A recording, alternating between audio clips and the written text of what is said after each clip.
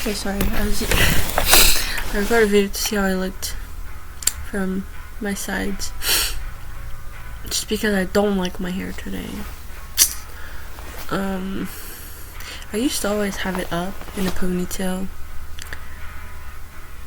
And all throughout elementary school, that was like a problem for my friends. They always wanted me to like have my hair down, but freaking holding me back sometimes, untie my hair in a joking way, I guess.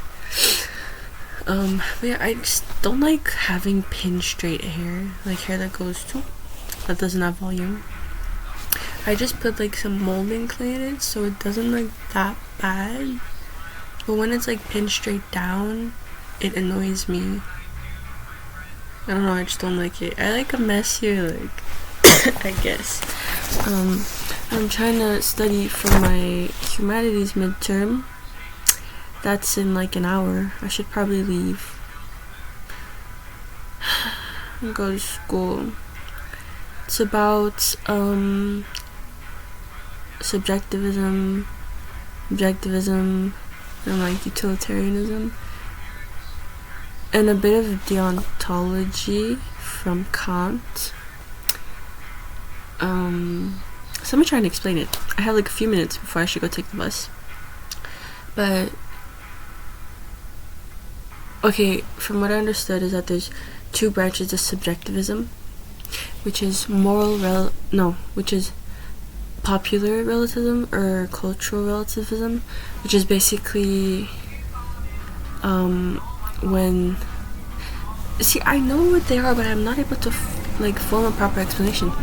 But it's when moral standards depend on what the majority of a social or cultural group deem as morally right. For example, in the West, monogamy is mostly the standard, but in other parts of the world, polyamory is deemed the standard or acceptable or the morally right thing to do. And did I mess it up? Subjectivism. Wait, no, it's not two branches to subjectivism. No, but subjectivism is more so depending on the individual. So it's the belief that moral standards differ from one person to another, depending on cultural background, personal experience, mental state, even the weather. So that's that. And those two are the opposite of objectivism, which is where there's a moral standard that applies, the same moral standard that applies to everyone. But all of this is different than legal stuff. Ethics is not the same as legal matters.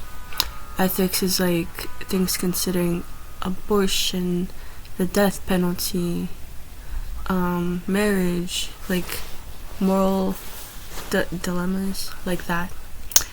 And some of the arguments against relativism is that, okay, I'm just gonna read the proper objections and then try to explain on my own. The horrific evils objection, which is this is how my teacher told us to answer this question. So, if cultural relativism were true, then that would mean that whatever the majority of people in a social group, whatever they deem as morally right, is morally right for everyone in that social group. Which, for example,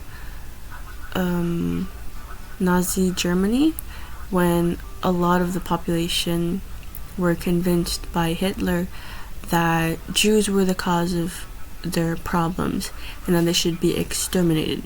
And this is problematic because that would mean that a lot of horrific or evil act, a lot of horrific things would be deemed morally right if only a majority of the population would think so.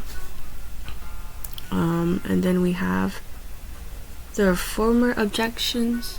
So if cultural relativism were true, that will mean that reformers or anyone that goes against the beliefs of the majority of a population would be deemed as evil, right? Would be deemed as evil. Such as Martin Luther King, when he would advocate against segregation and racism at the time that was a thing. Well, it's still a thing. Well, racism, segregate. Well, I won't get into specifics, but yes, and this is problematic because it's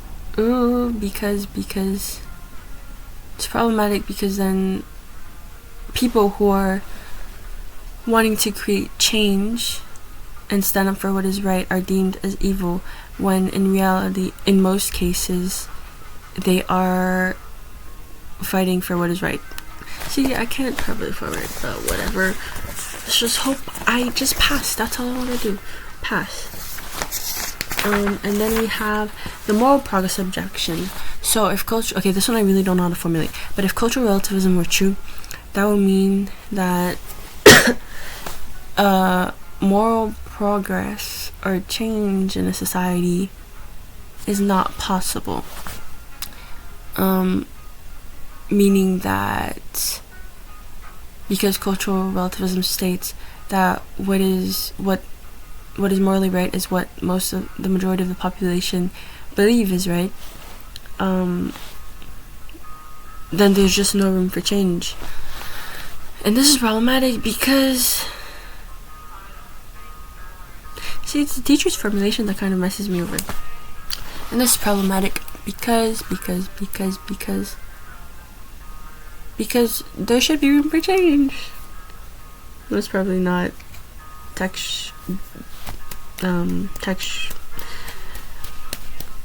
right way to explain it, but whatever. And then the social groups objection. So if cultural relativism were to be true, that would mean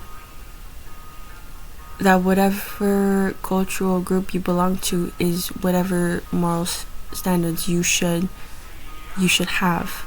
For example, I forgot the example. No, I didn't. For example, sorry, my bad. Okay, whatever. For the example, for example, if you're Christian, then whatever the majority believe is right, it should be right. And this is problematic because one person does not solely belong to one social group. Or what if one person belongs to multiple social groups with different moral standards? Blah, blah, blah. That is only all for relativism. And I got a dip, so I'm gonna read this on the bus and hope I pass that test.